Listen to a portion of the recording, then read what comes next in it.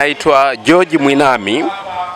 Niko hapa kwa ajili ya kupata msaada wa kisheria kwa jambo ambalo mambo kama matatu ambayo nimekabiliwa nayo kwenye upande wa sheria maishani mwangu. Lakini moja kubwa linahusiana na mambo ya ndoa. Lililonileta kimsingi ni kuto kuridhishwa na maamuzi ya watendaji wa mahakama.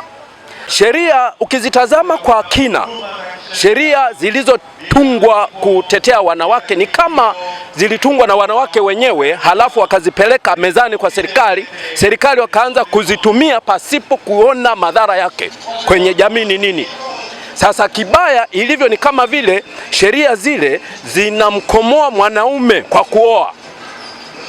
Ni namna ya hatari, kwa sababu mwanamke anatetewa hata kama ana makosa. Sasa hili linatufikisha wapi? Kibaya zaidi ni kwamba mtu ana makosa halafu anatetewa, maana yake anatetewa kwa kufanya uovu. Sasa kama hiyo ndio hali, tunakwenda wapi? Sasa kinachotokea sasa, mimi binafsi niseme lile linalonihusu mimi. Mwanamke alichokifanya ni kama ni dhahiri shahiri kwamba aliingia kwenye ndoa sio kujenga familia bali kutafuta mali. Na amefika mahali kweli ameona kwa msaada wa mahakama atazipata hizo mali, na ni kweli mtu aliyezaa nje tunakwenda mahakamani, anakwenda kuzawadiwa, kugawiwa vitu vyangu. Maana yake ni kama vile kile kitendo alichokifanya kinahitaji kupongezwa, ndio maana mahakama wamemwawadi tena vitu vyangu. Sasa hili ni nini maana yake? Maana yake ni kwamba huyu mtu, mahakama iko nyuma ya hilo jambo, kitu ambacho siwezi kuamini kwamba yani mahakama ipo kwa ajili ya kusapoti uovu wa mtu ambaye anaonyesha dhahiri ana tamaa. Tamaa ndiyo imempelekea mtu kuvunja ndoa. Vyombo vya utoaji wa haki kweli vitoe haki.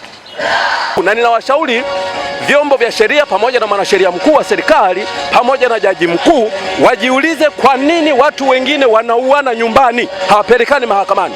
Jibu lake ni moja, kwamba hawataki kuja kwenye mazingira ambayo yamegubikwa na rushwa, kiasi kwamba mwenye haki anaonekana sio mwenye haki, asiye na haki ndio anapewa haki. Sasa unategemea nani kesho ataenda kupoteza muda wake? Kwa sababu kilichonikuta mimi, kwa mfano, nimepigwa kwenye ndoa, nimetendwa kwenye ndoa na ninatendwa tena mahakamani. Sasa ni nani mwingine atahangaika na hilo jambo? Kwanza linazuia wanaume wengi, yani mwanaume yeyote ambaye hajaoa akisikia kesi yangu anaona yani haina haja ya kuoa. Lakini kama nilivyosema mwanzo, uzazi utaendelea.